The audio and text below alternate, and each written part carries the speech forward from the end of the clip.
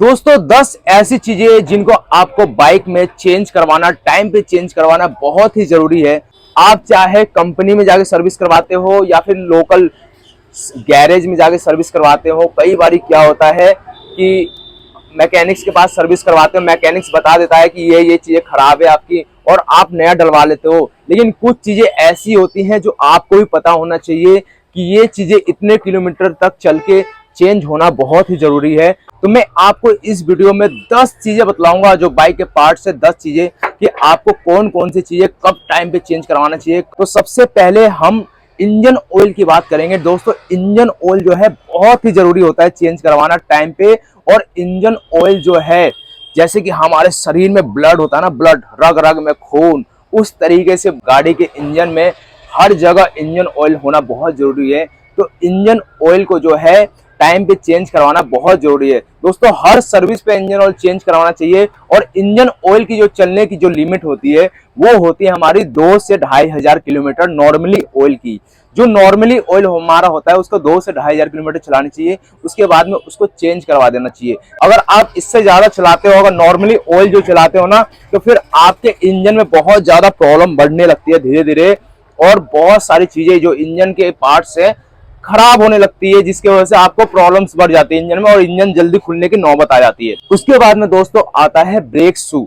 जो हमारे break shoes होते हैं किस टाइम पे चेंज करवाना चाहिए। दोस्तों कई बार हम झटके मार मार के ब्रेक चलाते हैं, जबरदस्ती भी ब्रेक चलाते हैं, मतलब अलग अलग सबका चलाने का तरीका अलग अलग होता है। तो ब्रेक जो है ना हमारा नॉर्मली 15 से 20,000 किलोमीटर चलती है, उसके बाद हमें ब्रेक शूज चेंज करवा लेना चाहिए। अगर हम टाइम पे ब्रेक शूज चेंज नहीं करवाते हैं तो कई बार देखोगे आप अलॉय व्हील के जो ये ड्रम होते हैं ना, ये स्लिप घिस जाती है, जिसकी वजह से क्या होता है हमारे अलॉय व्हील खराब हो जाते हैं और पूरा नया अलॉय व्हील डलवाना पड़ जाता है अगर हम टाइम पे ब्रेक शूज चेंज नहीं करवाते हैं तो। दोस्तों तीसरा चीज है एयर फिल्टर। दोस्तों एयर फिल्टर जो होता है हर सर्विस पे जरूरी नहीं है कि चेंज करवाएं। एयर फिल्टर की जो चलने की लिमिट होती है वो 2 या 3 सर्विस तक चल जाती है। यानी कि अगर आप 2,000 किलोमीटर पे भी सर्विस करवा रहे हो तो 7,000 किलोमीटर पे एयर फिल्टर जो है चेंज करवा लीजिए आप। इससे ये होगा, अगर आपके एयर फिल्टर में बहुत ज्यादा डस्ट भर जाएगा ना, तो इससे आपकी सबसे बड़ी बात एवरेज नहीं आएगी, एवरेज नहीं आएगी और पिकअप भी नहीं आएगा, पिकअप भी नहीं आएगा, जिसकी वजह से क्लच प्लेटें खराब हो जाएंगी। तो दोस्तों टाइम पे एयर फिल्टर भी चेंज करवा लेना चाहिए, ये भी जरूरी है। तो 7 से 8,000 किलोमीटर पे आप एयर फिल्टर को भी चेंज करवा लेना चाहिए। दोस्तों अब आ जाता है प्लग। दोस्तों प्लग की जो लिमिट है चलने की, कंपनी से जो लग के आते हैं बंदे, कई बारी 30-30, 40-40 हजार किलोमीटर चलाते हैं, वेट करते हैं, इंतजार करते हैं कि हमारी जो प्लग है कब खराब हो, जब चेंज करवाए। जब प्रॉब्लम आने से पहले ही आप प्लग चेंज करा लो। प्लग की जो चलने की लिमिट होती है वो होती है 15 से 20,000 किलोमीटर। अगर आप चाहते हो कि आप कहीं रास्ते में धक्के ना मारो बाइक को, या फिर कुछ प्रॉब्लम ना आए, आपकी एवरेज भी बहुत अच्छी हो, पिकअप भी बहुत अच्छी हो और इंजन में प्रॉब्लम ना आए, बाइक में स्टार्टिंग में प्रॉब्लम ना आए, तो आप जो है 15,000 से लेके 20,000 किलोमीटर पे आप प्लग को जो है वो चेंज करवा लो। दोस्तों चेन सेट एक बहुत ही इंपॉर्टेंट चीज होती है हमारी बाइक के लिए। दोस्तों चेन सेट की जो चलने की लिमिट होती है वो होती है हमारी 25 से 30,000 किलोमीटर। दोस्तों अगर इससे ज्यादा आप चेन सेट चलाते हो तो वो जान को रिस्क बन जाता है। दोस्तों कई बार क्या होता है हम चेन सेट खराब हो जाते हैं फिर भी चलाते रहते हैं और एक ना एक दिन वो चैन टूट ही जाता है, लगभग टूट ही जाता है। तो दोस्तों अगर ऐसी नौबत ना आए तो आप उसको जो है टाइम से चेंज करवा लेना चाहिए। जो चैन सेट की चलने की जो लिमिट होती है वो होती है हमारी 25 से 30,000 किलोमीटर तक। अलग अलग चैन सेट आते हैं, जैसे एक नॉर्मली भी चैन सेट आता है, एक ओरिंग वाले चैन सेट आते हैं। जो हाई लेवल स्पोर्ट्स बाइकें होती है, ज्यादातर 150 सीसी 200 सीसी के ऊपर जो बाइकें होती हैं उनके अंदर ओरिंग वाले चैन सेट आते हैं, उनके चलने की थोड़ी लिमिट अच्छी होती है। और जो नॉर्मली चेन सेट की लिमिट जो होती है वो 25 से 30,000 किलोमीटर होती है।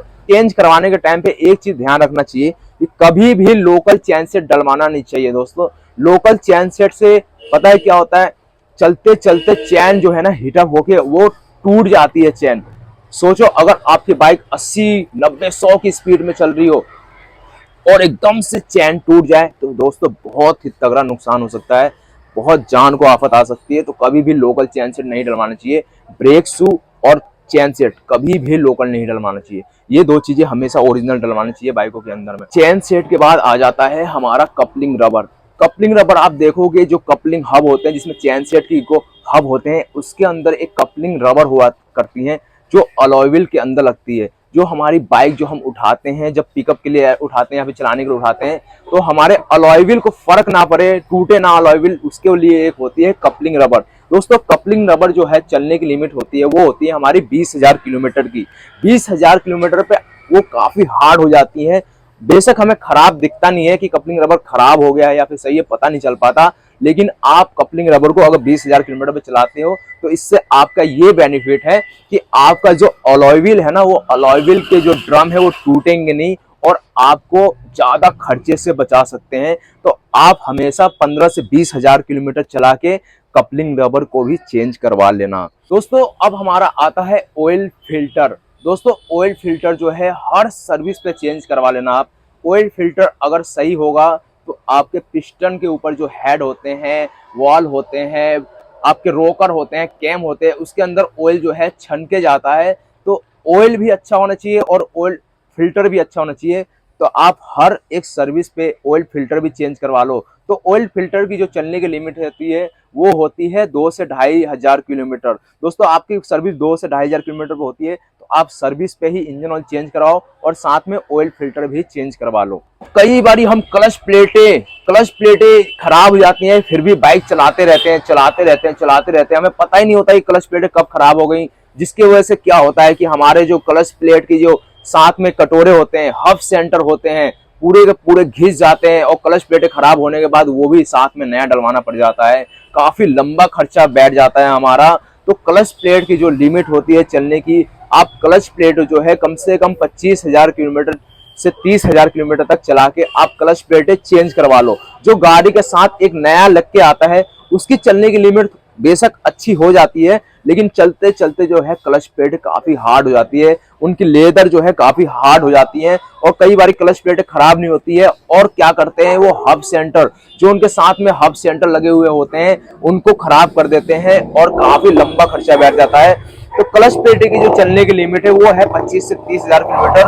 आप 25 से 30,000 किलोमीटर पे क्लच प्लेटें आप नहीं डलवा लो, बेशक खराब हो या फिर ना हो। अगर आप चाहते हो कि आगे चल के ज्यादा खर्चा ना बैठे तो आप टाइम पे क्लच प्लेटें भी चेंज करवा लो। तो 25 से 30,000 किलोमीटर चलाओ और चेंज करवा लो। दोस्तों बहुत से मैकेनिक्स या फिर बहुत से भाई क्या करते हैं, ये ब्रेक फ्लूइड जो ब्रेक ऑयल होता है उसके ऊपर ध्यान ही नहीं देते कि कब चेंज करना है कब चेंज नहीं करना है। हाँ ब्रेक सही लग रहा है ठीक है। दोस्तों ब्रेक का जो फ्लूइड होता है ना, वो हमेशा 10,000 किलोमीटर 8-10,000 किलोमीटर चला के उसको रिप्लेसमेंट करना बहुत जरूरी होता है। इससे ये होता है जो हमारा एमसी किट होता है, जो हमारा मास्टर सिलेंडर होता है, कैलिपर होता है, वो खराब होने से बच जाता है। उसके अंदर डस्ट होता नहीं है तो वो खराब होने से बच जाता है। तो आप कभी भी पुराना को है जो पुराना आपका ब्रेक ऑयल है उसको बिल्कुल साफ कर ले तरीके से, और 8-10,000 किलोमीटर चलाने के बाद में ब्रेक ऑयल जो है आप नया डलवा लें। तो इससे बहुत ही अच्छी रहेगी, आपके कैलिपर अच्छे रहेंगे, ब्रेक भी अच्छे रहेंगे और मास्टर सिलेंडर जल्दी खराब भी नहीं हो पाएगा।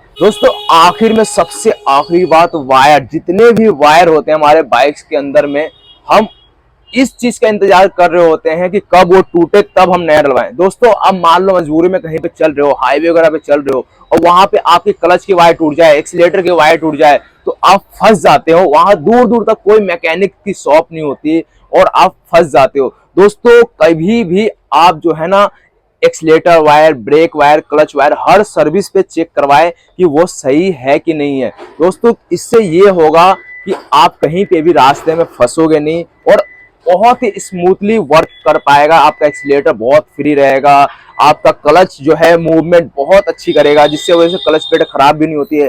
जो एक्सीलेटर वायर होते हैं हम हाथ से घुमाते रहते हैं, हमारा हाथ भी दर्द नहीं करेगा। तो जो हमारे वायर की जो चलने की लिमिट होती है वो होती है हमारी करीब 15,000 किलोमीटर। दोस्तों 15,000 किलोमीटर पे सारी वायर चेंज करवा दो आप। जो एक्सीलेटर वायर हैं, क्लच वायर हैं, ब्रेक वायर हैं, सारी वायर आप चेंज करवा लेना तो अच्छी बेनिफिट होती है।